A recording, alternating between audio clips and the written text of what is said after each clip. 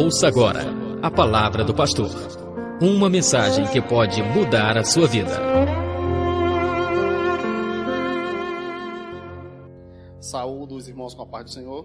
Juntos somos mais fortes. Estamos vivendo a época que as pessoas estão se separando por muita facilidade. A sociedade está muito polarizada. Você é do partido A, eu sou do partido B. Você gosta disso, eu gosto daquilo. E a base de todas as coisas é a união, a unicidade de cooperação. E esse século, a gente vive uma geração que se ofende por qualquer coisa, quer ofender por qualquer coisa, quer brigar por qualquer coisa. E hoje muitas pessoas estão confundindo unidade com uniformidade. Nós somos obrigados a ser unidos, mas não somos obrigados a ser uniformes. A pessoa não precisa se vestir igual a mim, não precisa pensar igual a mim, não precisa comer o que eu como, não precisa assistir o que eu assisto, desde que não seja algo pecaminoso, né? E vice-versa de lá para cá. Mas só que hoje está havendo uma confusão sobre o que é unidade e o que é uniformidade. E as pessoas estão se separando por coisas pequenas. As pessoas estão se separando com coisas pequenas, né? Muita gente está transformando uma ideia numa guerra. Aquele que pensa diferente de mim, ele apenas me completa, porque com peças iguais não se monta um quebra-cabeça. Então, o nosso tema é o Salmo 133. Eu queria que você abrisse sua Bíblia aí no Salmo 133. Salmo 133. Irmãos, o que é que está acontecendo no Salmo 133? Antes, queria dizer que o livro de Salmos é livro de cânticos e derramar emocional de Davi, Asaf e alguns outros. Toda vez que o salmista estava passando por determinada fase, ele ia lá e escrevia os salmos. Davi contou muita raiva dele para Deus. Eu quero que os edomitas sejam destruídos, seus filhos sejam jogados na rocha, né?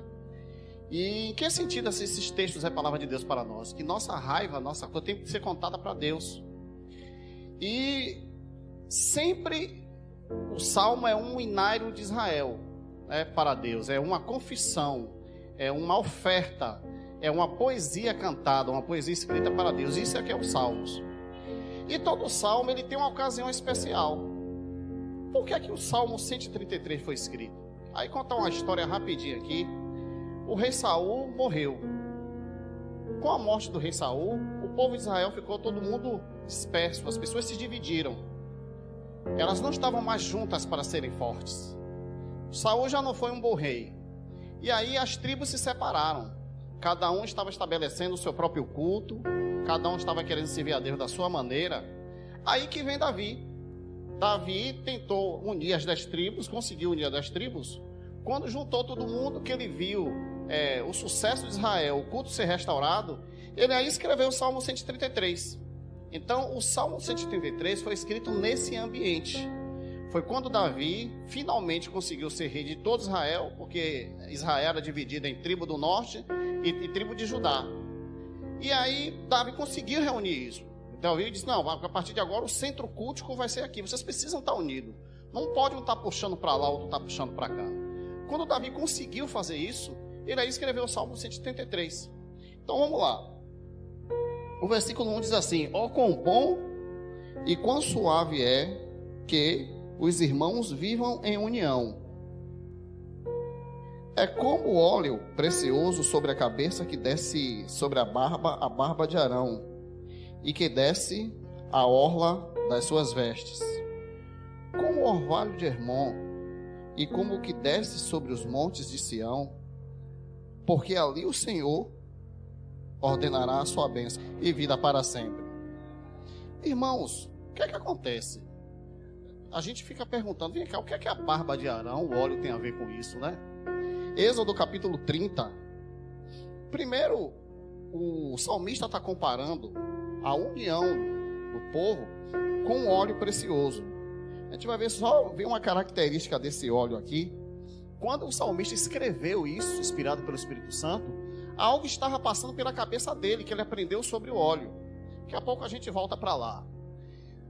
Êxodo capítulo 30, versículo 22 diz assim: falou mais o Senhor a Moisés dizendo: tu, pois, toma para ti das principais especiarias da mais pura mirra, 500 siclos, e de canela aromática, a metade, a saber, 250 siclos, e de cálamo aromático, 250 siclos, e de cássia, 500 siclos, segundo o ciclo do santuário, e de azeite de oliva, 1 hin. E disto farás o azeite da santa unção, perfume composto segundo a obra do perfumista. Este será o azeite da unção. Vamos pular para o 26. E com eles ungirá toda a tenda da congregação e a arca do testemunho. Agora vamos pular para o 30. Com esse mesmo óleo caro e especial que Deus está descrevendo aí, uma coisa única. Olha o que ele diz aqui no 30. Também ungirás a quem? Aquele Arão que é citado no Salmo 133, com óleo. Olha aqui. Também ungirás a Arão e a seus filhos, e os santificarás, para me administrarem o sacerdócio. Então, vamos lá. Quando o salmista diz: ó, quão bom, quão suave é que os irmãos vivam em união, é como o óleo precioso que desce sobre a barba de Arão. Aliás, olhar para uma barba melada de óleo não é nada gatinho, né? Mas o escritor está se referindo à ocasião especial. Ele está revestido de algo único. Sem falar no efeito aromático que tinha esse óleo. Todo o tabernáculo, toda a congregação sentiu o cheiro. Era uma coisa cara, era uma coisa única, era uma coisa especial. E o salmista está comparando a união das pessoas a esse óleo que é derramado sobre Arão. Lembrando que o óleo não era uma gotinha, não, era uma garrafa de óleo que começava pela barba e até a orla, que era no pé. Isso significa envolvimento, espalhamento. Então, Davi está dizendo que a comunhão dos irmãos tem a mesma equivalência de uma coisa cara, rara, que não tem preço. O segredo do sucesso da igreja, principalmente no primeiro século, é que o escritor disse assim: e eles perseveraram unânime na doutrina dos apóstolos, no partir do pão, na comunhão. Jesus, no Sermão da Montanha, ele disse: bem-aventurado os pacificadores, porque dele é o reino de Deus. Irmãos, pacificador é toda aquela pessoa que qualquer uma aparente confusão, ao invés de ela jogar fogueira, ela faz de tudo para que não haja encrenca. Os pacificadores são aqueles que conseguem transformar uma possível terceira guerra mundial numa boa amizade. O pacificador, ele entende o que é comunhão, ele sabe a importância de que uma comunhão tem a mesma equivalência comparativa ao óleo que era derramado sobre a barba de Arão. E é isso que está passando pela cabeça de Davi, quando ele disse: é como óleo precioso que desce sobre a barba de Arão. Porque o óleo era caro, era separado, tinha uma coisa única. E outra coisa, havia reconhecimento público. Porque quando o sacerdote, o sumo sacerdote, era consagrado, todas as pessoas testemunhavam e sentiam o efeito do óleo.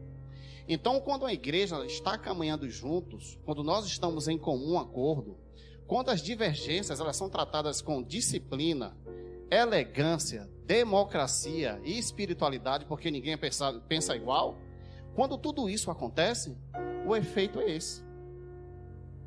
Jesus uma vez disse assim: olha, se Satanás expulsar Satanás, o reino está dividido. Porque Jesus quis dizer que a divisão quebra toda a base. Tem uma frase que diz assim: se a união não for a base de uma convivência, a possibilidade de uma boa caminhada está destruída na base. Não tem como. Um está falando uma coisa e o outro está falando outra. Algo assim, todas as pessoas, elas trazem suas manias pessoais para dentro da igreja, transformam a ideia numa guerra. Se você disser assim: eu tenho uma opinião, ele já diz: eu sou contra. Você nem falou o que era, já está contra. Tem pessoas que fazem oposição só pelo prazer de fazer oposição. Elas não estão debaixo da unção do óleo de Arão. Essas pessoas não podem ser comparadas à preciosidade que é o óleo de Arão. Então, quando o salmista diz isso, ele está falando o reconhecimento público que é a gente viver em união. E como eu falei, a gente vive hoje um século que as pessoas confundem unidade com uniformidade. Nós fomos chamados para sermos unidos, mas não uniformes. né? O profeta João Batista, ele não comia carne, ele só comia gafanhoto, mel silvestre, andava pelo deserto e vestia roupa de pele de cordeiro. Já Jesus comia pão, comia peixe, usava roupa de pano normal, que a mulher tocou na orla do seu vestido, e andava no meio do povo. Eu pergunto, o que essa diferença entre Jesus e João Batista tem a ver com a caminhada deles no reino de Deus? Absolutamente nada. Eles não deixaram que as diferenças culturais, estéticas e preferências alimentares atrapalhassem a caminhada dele.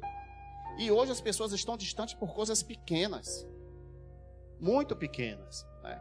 Eu não sei se já contei aqui a história do judeu e do árabe. O judeu falou assim: eu nunca mais vou tomar dinheiro emprestado na mão daquele árabe. Por quê? Porque quando eu fui devolver o dinheiro, ele me cobrou a borrachinha do dinheiro. A borrachinha. Eu paguei com juros, paguei no prazo, mas ele cobrou a borracha quando me emprestou. Existem pessoas se aborrecendo com isso. Uma vez um irmão chegou para mim e disse que ia sair da igreja. Vou sair da minha igreja, o meu pastor está lá. Por que foi? Ah, não, porque um versículo que ele leu, ele entendeu assim. Eu vi numa nota de uma rodapé de uma igreja, não sei o quê, que é outra coisa. Eu digo, você está besta aí. Você está besta, né? Quer dizer que seu pastor se acabando para pastorear a igreja, acorda cedo, ora, jejuma, e você quer sair da igreja por causa de um versículo que você achou que pode ser interpretado diferente. Você está besta, né? Você está de brincadeira. É o que está acontecendo hoje. As pessoas estão transformando qualquer coisinha no motivo para poder separar. E a base da igreja, o sucesso da igreja é que as pessoas elas andavam em união. Irmão, andar junto não significa bajular pela falsidade. Andar junto também não significa concordar com tudo, até porque nós somos diferentes. Mas assim, toda vez que há uma discórdia, tem que haver uma discórdia com deferência, com respeito, democracia e espiritualidade. Uma vez uma pessoa chegou para mim e disse assim: olha, eu não estou aqui para obedecer a pastor, não estou aqui para obedecer a líder, eu não estou aqui para obedecer, eu estou aqui para fazer a vontade de Deus. Eu digo que só tem um problema: Deus quer que você obedeça a Ele através das lideranças que Ele estabeleceu. Você está lendo uma Bíblia errada. Isso é andar junto. Junto nós somos mais fortes, porque a gente entende que a união começa de lá de cima, começa no céu. Lá no céu os anjos têm querubim, serafim, arcanjo, todo mundo com categorias diferentes, mas todos devidamente unidos. Antes de a gente estar em pé para falar, tem que estar sentado para ouvir. Porque Deus vai respeitando a nossa etapa de aprendizado e o nosso momento certo. Mas essa ausência de compreensão faz com que muitas pessoas não andem juntas. O Espírito Santo está falando aqui nessa igreja. Essa falta de compreensão faz com que a gente não ande junto, e isso é extremamente perigoso. O salmista compara também a comunhão com o orvalho de Hermon. Diz assim: é como orvalho de Hermon que desce sobre os montes de Sião, porque ali o Senhor ordena a bênção e a vida para sempre. Irmão, o Hermon era o monte mais alto do norte de Jerusalém. E aí havia pequenos alagados, né? À beira do monte. Só que o Monte Hermon. Só que o Monte Sião está a quilômetro de distância do Monte Hermon. Sabe o que acontece? O sol batia ali naqueles alagados. Subia um grande vapor, uma grande névoa. E o vento levava para o Monte Sião. Você sabe o que significa? 2 montes diferentes sendo beneficiados pelo mesmo orvalho. Você sabe o que aqui o salmista quer dizer? Que a união, o andar junto, respeitando as diferenças, tem repercussões geográficas distantes. É isso que o salmista está dizendo. Os crentes do primeiro século eram conhecidos pela sua união, pela sua compreensão. E mais ainda, a Bíblia nos diz que Jesus, em João 17, ele teve uma preocupação: Senhor, eu só te peço uma coisa, que eles sejam um como eu sou contigo. Porque Jesus sabia que sem essa possibilidade não haveria caminhada. Eu te peço que eles sejam um como um é comigo. 2 Coríntios capítulo 7, versículo 5 e 6. O apóstolo Paulo, entendendo o que é Salmo 133, ele fala uma coisa aqui que nos diz respeito a esse assunto. Porque mesmo quando chegamos à Macedônia, nossa carne não teve repouso algum. O cara estava sob total perturbação. Antes, em tudo fomos atribulados. Por fora, combates e temores por dentro. Você já imaginou o que é alguém estar sem repouso, não tem paz? Por fora está com combates, enfrentando com a dificuldade e temores por dentro. O apóstolo Paulo passou por isso. Mas aí o próximo versículo tem a ver com o Salmo 133. Olha só, mas Deus, que consola os abatidos, nos consolou com a vida de... Seja um Tito. É isso viver em comunhão. Existem pessoas, irmão, que estão querendo se matar. Existem pessoas que estão passando por dificuldade, precisando de uma palavra amiga, de um abraço. Às vezes a igreja tem uma demanda que precisa de mim e de você. Às vezes não é dinheiro, é tempo, é dedicação, é um esforço, é alguma coisa. Quantos títulos a igreja está precisando no século 21? Eu queria dizer para vocês que o apóstolo Paulo, em 2 Coríntios capítulo 12, ele conta uma experiência que ele fora do corpo foi ao terceiro céu, viu coisas indizíveis que não pode descrever para esse planeta. Mas o homem que teve essa experiência sobrenatural estava com temores por dentro, tribulações por fora e precisou de Tito. Não somos super-heróis. Sempre vamos chegar ao momento que nós vamos precisar de uma palavra, de um consolo, de um Tito, de um amigo. E é isso que o Salmo 133 está chamando a atenção para nós.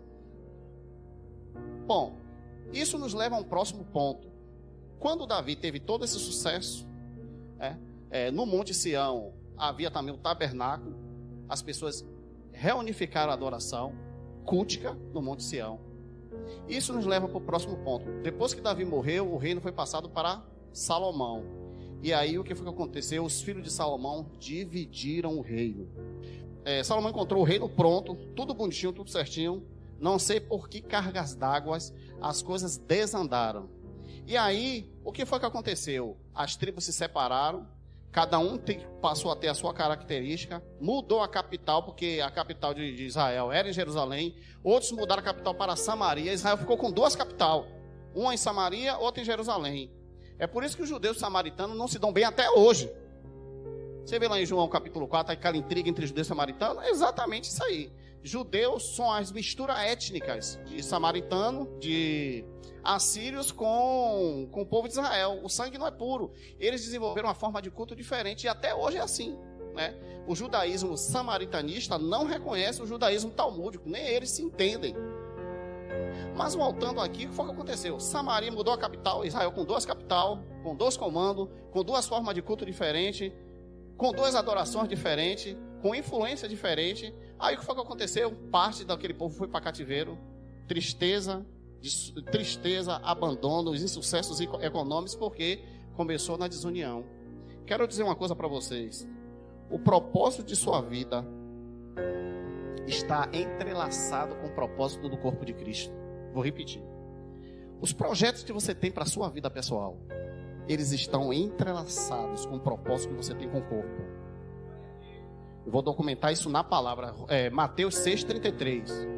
Mas buscai primeiro o reino de Deus e a sua justiça, e todas essas coisas vos serão acrescentadas. Para adiantar o lado, nos versículos anteriores, você sabe o que é que Jesus diz? Ora, vocês estão ansiosos. O que é ansiedade? A ansiedade é sofrer hoje com o problema de amanhã. Aquela angústia algo que você não sabe se vai dar certo. Vocês estão angustiados sobre o que é que você vai ter, se vai construir, se vai casar, se vai fazer faculdade, onde é que você vai morar. Olha, o gentil busca essas coisas. Eu vou dizer a vocês o que é que vocês devem buscar. Aí chega no 33, mas buscai primeiro o reino de Deus, a sua justiça, e todas essas coisas serão acrescentadas. Está vendo que a nossa vida, nosso projeto pessoal está entrelaçado com o projeto que a gente tem com a igreja? Irmão, isso é sério. Isso é sério. Quais são os resultados práticos na vida de alguém? Que esse alguém resolve priorizar o reino de Deus e andar junto. Olha lá, as outras coisas são acrescentadas. Ela não é super-herói, mas ela crê que Deus de alguma forma vai solucionar, porque quando a gente cuida das coisas de Deus, Deus cuida das coisas da gente. Quando a gente derruba a porta de madeira, Deus vem e derruba os portões de ferro. Irmãos, nós estamos vivendo hoje no século 21, crise de sentido.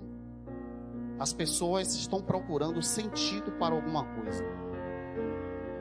Crise de sentido. A Associação Americana de Psiquiatria da Família fez uma constatação recente de que uma pesquisa bem apurada com lâmina fina chegou à conclusão que, estou falando dentro da igreja, as pessoas estão vivendo, o mundo não vou nem falar, as pessoas estão vivendo crise de sentido. As pessoas não fazem as coisas e procuram sentido. Qual a finalidade disso? Não sei, eu estou fazendo por fazer. Crise de sentido. Quando nós não temos sentido, quando a gente perde o sentido, irmãos, a gente tem duas polaridades. Ou a gente se apega a qualquer coisa, vai fazendo as coisas automático, ou a gente passa a não acreditar mais nada. E quando a gente não faz o que o Salmo 133 propõe, viver a união, viver na comunhão, desfrutar do testemunho cultico, a gente perde o sentido. Quando Jesus ressuscitou, ele chegou nos 10 discípulos. A gente não sabe porque que Tomé não estava lá unido com os 11. Jesus se manifestou, e está lá em João capítulo 20, ele soprou e disse assim: recebei o Espírito Santo. Vocês perceberam que a Bíblia não diz que Jesus foi em particular soprar para Tomé? Porque Tomé não estava reunido com os 11. Note isso. Jesus, quando ressuscitou, ele apareceu numa reunião, estavam todos unidos ali, e Jesus soprou e disse: recebei o Espírito Santo. A Bíblia diz que Tomé só presenciou isso 8 dias depois que Jesus apareceu de novo. Mas antes disso, quando os discípulos foram contar para Tomé, disse assim: Tomé, nós vimos o Senhor ressuscitado. Sabe o que Tomé disse? A menos que eu veja o sinal dos cravos, eu não vou crer. Sabe o que é que eu aprendo com isso? Quando as pessoas deixam de se reunir na comunhão, elas descem o degrau da fé. E Tomé, ele não estava reunido. E aí ele duvidou. Tomé disse: a menos que eu toque no sinal dos cravos, eu não vou crer. Aí a primeira experiência que a gente pega, quando a gente não está na comunhão, na koinonia, na comunhão cultica, a gente começa a mudar o discurso. Começa a ser franco atirador, só vê defeitos. Segundo ponto, você pega Atos capítulo 2. E cumprindo-se o dia de Pentecostes, estavam todos o quê? Reunidos no mesmo lugar. Gente, o marco do cristianismo se deu numa reunião. Não dá para ser crente em casa e vir na igreja quando a gente quer. Não dá.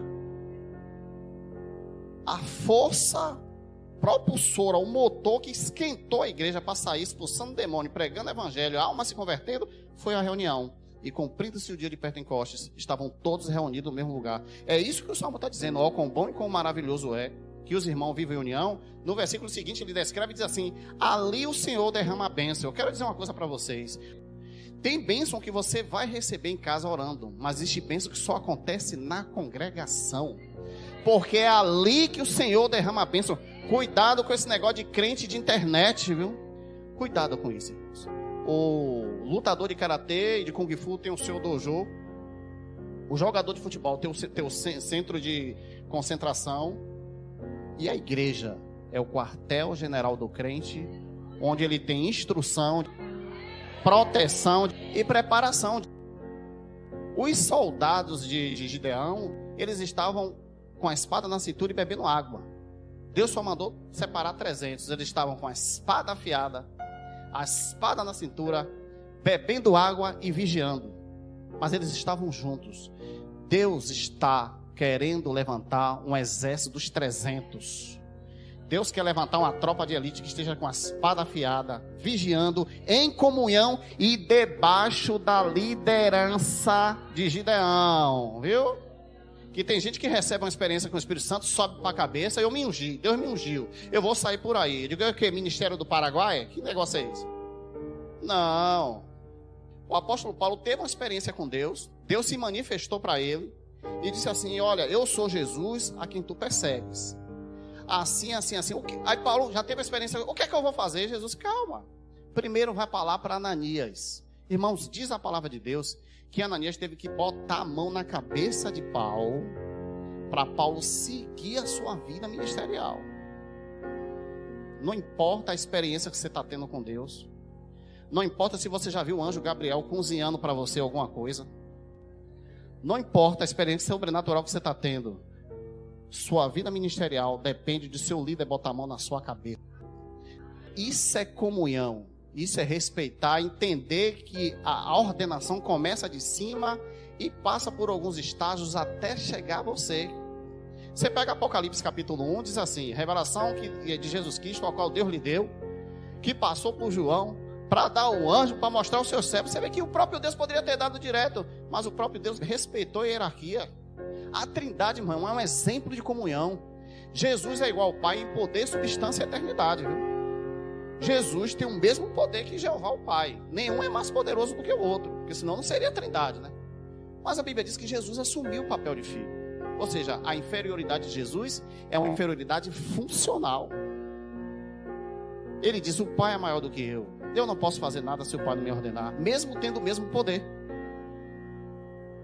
Em essência, Jesus é igual ao Pai, mas na funcionalidade ele é menor. Ele disse que ia se ressuscitar. Em João capítulo 2, ele disse: olha, derrubar esse templo, em 3 dias eu o levantarei. E o texto dizia, ele falava sobre o templo do seu corpo. Jesus disse que ia se ressuscitar. Que parte de Jesus ia ressuscitar ele, uma vez que ele estaria morto? A parte divina. Mas em função, em relação ao Pai, para andar em comunhão, ele resolveu assumir a inferioridade funcional. Irmão, não é feio para ninguém ser submisso às pessoas, é honra. A Bíblia diz, irmãos, que Jesus disse assim, olha, Filipenses, capítulo 2, versículo 5. Falando sobre união, falando sobre comunhão, a importância de estar junto, mas debaixo de uma submissão, debaixo de um compromisso. O apóstolo Paulo, ainda ele com o Salmo 133 em mente, ele fala aqui, versículo 5. De sorte que haja em vós, né, a igreja de Filipenses, o mesmo sentimento que houve em Cristo Jesus. Que sentimento foi esse? Versículo 6. Olha só, irmão, que existindo em forma de Deus, não teve por usurpação em ser igual a Deus. Ou seja, eu não faço questão de ficar nessa posição. A raiz etimológica dessa palavra forma aí significa shema, é a forma de dentro, porque existe a forma externa, né? Então Jesus, existindo em forma de Deus, shema, a essência dele divina, ele não fez questão de continuar como Deus. Olha só o que ele fez no próximo versículo. Mas aniquilou-se a si mesmo, tomando a forma de servo. Irmãos, não importa se lá fora você é doutor, é advogado, tem 3 cursos de teologia, não importa se você recebe o Espírito Santo de manhã e só de tarde que a coisa. Ele assumiu a forma de servo, e Jesus era cheio de graça de verdade. Olha lá, fazendo-se semelhante aos homens. Irmãos, funcionalidade na função não quer dizer funcionalidade na essência. Para a igreja caminhar com base na união, na comunhão, na fortaleza de estar junto, o maior exemplo quem deu foi Jesus. Abriu mão de certos privilégios, veio para aqui pagar mico para provar como é que as coisas funcionam. Eu vou fazer isso, o pastor está mandando fazer isso, eu não vou amassar barro para faraó, não. Está repreendido, por que ele não vem? Porque ele está fazendo o quê? Está pensando o quê? Por que ele não vem? Ele manda em mim? Ele acha que ele manda em mim? Lá, Jesus poderia ter feito o mesmo. Eu sou igual a Deus Todo-Poderoso, existindo em forma de guerra. Por que o Pai não vai, está mandando eu ir? Jesus poderia dizer o mesmo. Abriu mão de certos privilégios para que uma missão fosse continuada. O nome disso, irmão, é entender o que é caminhar juntos, o que é estar juntos. Eu vou sacrificar um pouco da minha personalidade, traço das minhas mordomias, daquilo que eu acho que eu deixo de achar, eu vou abraçar essa missão para a coisa continuar. Aí o apóstolo Paulo, você viu lá o versículo anterior, esteja em vocês o mesmo sentimento que houve em Cristo Jesus, que existindo em forma de Deus, não fez questão, não brigou, não bateu, não espinhou, aniquilou-se a si mesmo e desceu para a forma de servo. Existe uma coisa chamada transcrição fonética ou transcrição escriturística. Por exemplo, se eu disser assim, eu amo o meu cachorro e amo o meu pai, o verbo é o mesmo, mas o sentido do amor é diferente. Mas a grafia é a mesma, as letras são iguais. Acontece que a língua portuguesa não tem palavra diferente para descrever o amor. A fonética e a escrita é a mesma, a grafologia é a mesma. No grego não é assim. Aí nós temos uma deficiência na língua portuguesa para entender a grandeza do que é. Quando a Bíblia diz assim, porque o que Deus o exaltou soberanamente, existe lá um advérbio uma forma que Jesus foi exaltado, que nem a nossa língua consegue descrever. É isso que o texto está dizendo. Lembra lá o texto? Ó, quão bom, quão suave é. Ele não consegue mensurar o tanto bom que é as pessoas andarem juntas. É o que está acontecendo ali. A coisa de Deus é tão grande que a nossa insuficiência gramatical não tem capacidade de descrevê-la. Então, qual foi o resultado da vida de Jesus quando ele entendeu o que é estar junto numa missão? Pelo que Deus também o exaltou soberanamente e lhe deu o nome que é sobre todo nome. Autoridade. Próximo versículo. Para que o nome de Jesus se dobre todo o joelho que estão nos céus e na terra e debaixo da terra. Amém. Você sabe o que é isso? Reconhecimento público. Quando a gente entende o que é união, quando a gente abre mão de nossas mordomias, quando a gente abre mão de nossos privilégios, quando a gente se sacrifica pela causa de Deus, os nossos propósitos pessoais começam a se cumprir. A vida de Jesus recebeu o nome que é sobre todo nome, Deus o exaltou soberanamente. Por quê? Porque ele, existindo em forma de Deus, não fez questão de manter naquele lugar. Não fez questão de ser igual a Deus. Esvaziou-se a si mesmo. E aí disse, eu vou abrir mão de certos privilégios em nome dessa missão. O nome disso é entender o quão suave é que os irmãos vivam união. Irmão, a coisa é séria. Atos capítulo 2, versículo 42. E perseveraram na comunhão e nas orações. Andar juntos. Juntos somos mais fortes. A igreja, com a pregação de Pedro, 3.000 almas se converteram, era demônios sendo expulso, o evangelho foi consolidado, enfrentou o Império Romano, enfrentou a Roma dos Césares, a Roma papal, a igreja enfrentou tudo isso. Sobreviveu sobre as graças de Deus, mas havia uma base lá, perseverar. Irmão, você sabe o que é perseverança? A palavra perseverar significa teimosia com um propósito. Eu vou teimar porque eu tenho esse propósito aqui. Tem muita gente que desiste com facilidade. Pessoas que querem felicidades prontas. Vai tomar conta de um grupo, só tem 10, 15 pessoas. Rapaz, é luta, misericórdia. O irmão pensando, oh, meu pai do céu. De repente Deus está preparando a gente para coisas maiores. E aí o que é que acontece? Perseverar na doutrina dos apóstolos.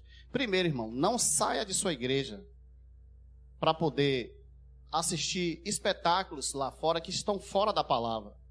Nós estamos vivendo um século 21 que as pessoas estão numa efervescência de novidade.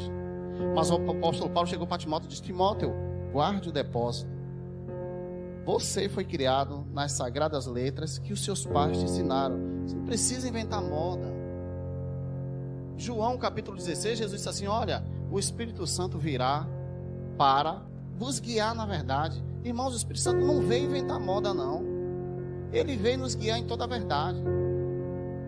Eu costumo dizer que existem muitos ministérios que chamam ministério traficante. Sabe por quê? Porque o traficante, ele precisa do vício das pessoas para poder se manter. Então, se acabar o vício, acaba o tráfico. Isso aí só se Jesus operar. E existem ministérios que são traficantes. Eles sabem que aquilo ali não está certo, mas tem que manter o vício das pessoas. As pessoas estão viciadas. É novidade, é tanta coisa que ele tem que... Tem gente que não tem mais o que inventar. Não dá. E tem gente achando isso bonito, abandonando seus ministérios, abandonando sua igreja que tem a sua palavra, aprender um bocado de coisa lá fora, né? Não que nós somos melhores do que eles, é porque eles ainda não tiveram a chance de aprender o que nós aprendemos. Mas assim, a comunhão é você estar unido e você crescer, não regredir. E o pior de tudo não é isso. Tem gente que vai para lá para fora, aprende um bocado de bobagem e quer trazer para a sua igreja. Eu acho que o pastor deveria fazer isso também. Aí é pior ainda. Aí que é pior, né? Muito pior. Irmãos, perseveraram na doutrina dos apóstolos. Os apóstolos ensinaram isso? Não, então não é doutrina dos apóstolos. Isso é viver na comunhão. Muitas pessoas não estão mais juntas para ser fortes, porque elas estão abandonando a doutrina dos apóstolos. E ali na comunhão, né? O que é comunhão? Estar junto, compartilhar. Porque existe uma coisa na psicologia chamada simbiose. Simbiose é quando você está num lugar que todo mundo participa das mesmas ondas psíquicas. Por que é que a gente sai de casa para comer comida caseira no restaurante? Às vezes tem muita gente que chega no restaurante, eu quero frango e calabresa. Poxa, mas não come isso em casa. Porque ali naquele lugar, o ambiente é outro, as pessoas estão desfrutando de uma outra atmosfera psíquica. Então pega a mesma comida lá, mas não é isso que acontece. É impossível você cultuar, aprender e se desenvolver sozinho. Lembra que eu disse aqui, o diabo está querendo roubar o sentido das pessoas. Quando rouba o sentido, elas ficam mercê de qualquer coisa. E isso é perigoso. O maior sentido que pode ter para a nossa vida é buscar o reino de Deus, viver em comunhão, e porque juntos somos mais fortes. Às vezes o testemunho de uma pessoa nos fortalece. Tem gente que chega aqui e dá um testemunho, ele não sabe, a pessoa, rapaz, eu estou passando por isso, não tenho nem coragem de dizer que estou passando por isso, mas isso me fortalece. A gente não sabe a dimensão de um testemunho, né? A gente não sabe.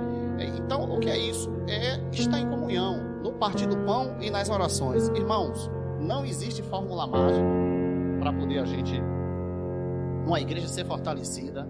Não existe pirotecnia. O segredo do sucesso é a gente copiar os modelos bíblicos. E o Salmo número 133 é um exemplo dessa verdade. É muito suave a pessoa viver em união. O que o salmista quer dizer é que dá leveza, dá resultados práticos a gente viver em união. Temos que estar unidos. A pessoa que é diferente de mim, ela me completa, porque com peças iguais não se monta um quebra-cabeça. Amém? Que Deus nos abençoe. Eu agradeço a oportunidade em nome de Jesus.